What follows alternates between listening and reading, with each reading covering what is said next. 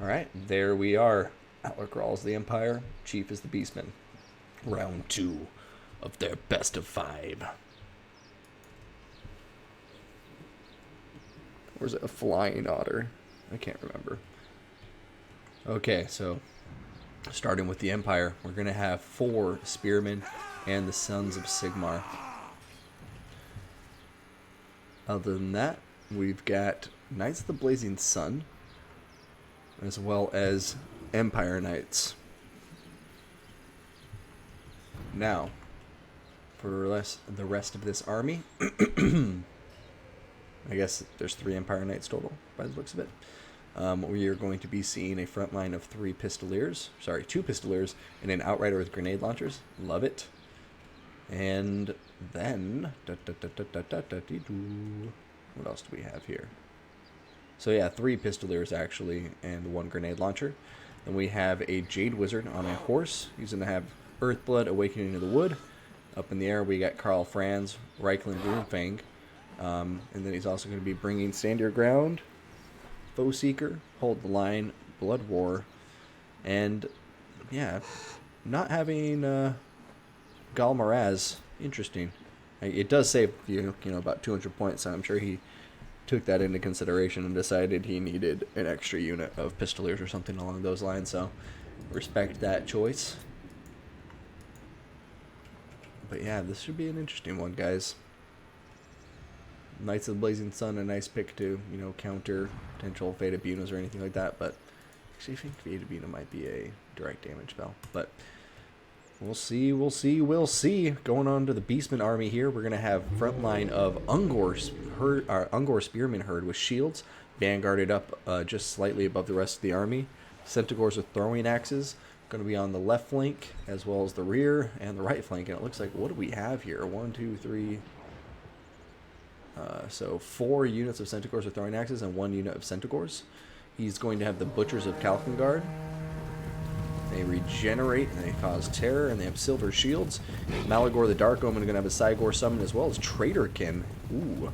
And Arcane Conduit. Now, aside from this, we are going to be looking at some Gore Herds with shields in the center.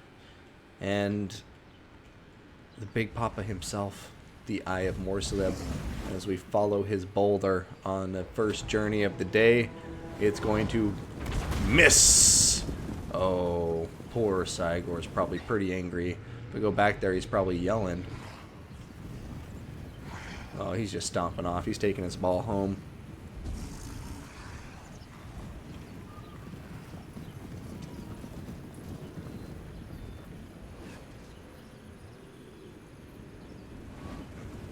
Oh, a direct hit into the Sons of Sigmar, though. That's gonna do some serious damage.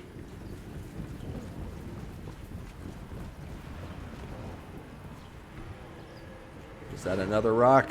Oh, God. They're down below half health after that one. That rock is just devastating them.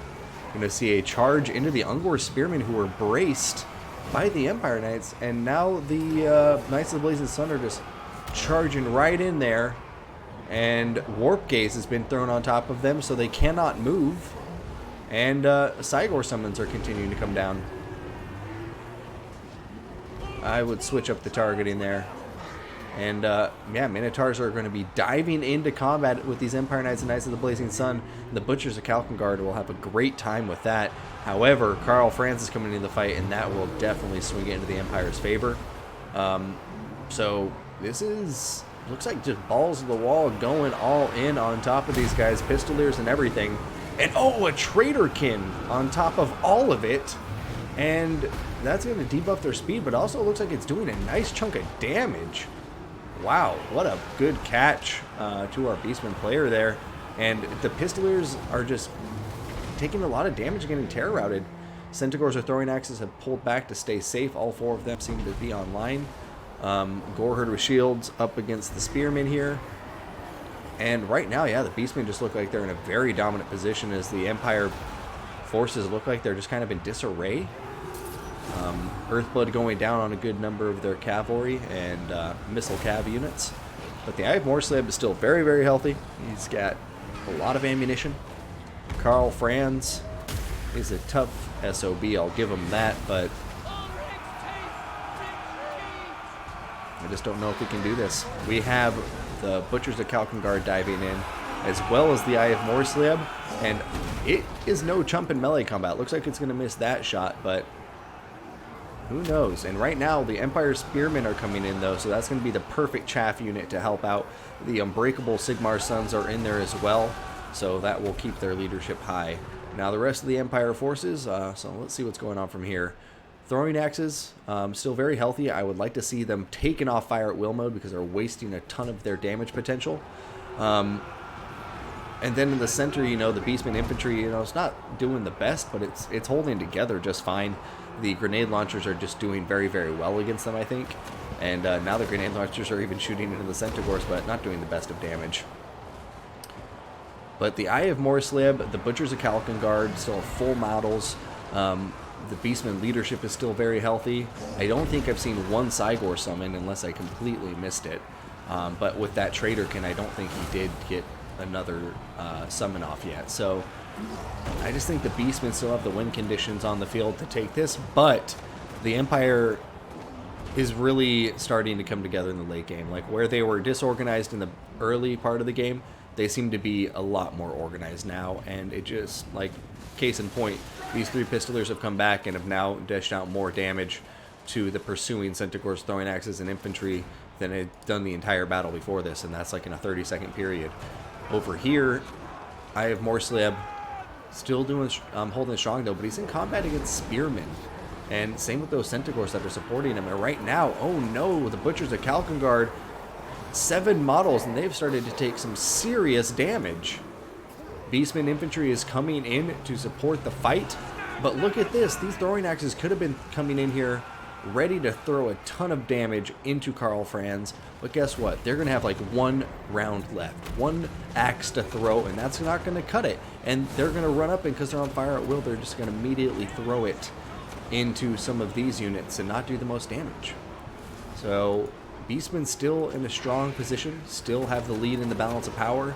But now the Beastmen are starting to suffer the losses. You know, you're starting to see some of these key units, the Butchers, getting routed and down to 6 models. Starting to see a lot of the Beastmen, Centaurs, and throwing axes either run out of ammunition or get killed. And the Centaur, that can just turn on a dime. Right now, Malagor, the Dark Omen, he's getting singled out by Karl Franz. Oh, but good thing he has his friend, the Eye of Morsleb, nearby. Smash rocks on top of Karl and Deathclaw's face. But oh yeah, this is a close fight. I honestly don't know which way it's going to go, but Earthblood is only going to cause the balance power to go further in favor of the Empire.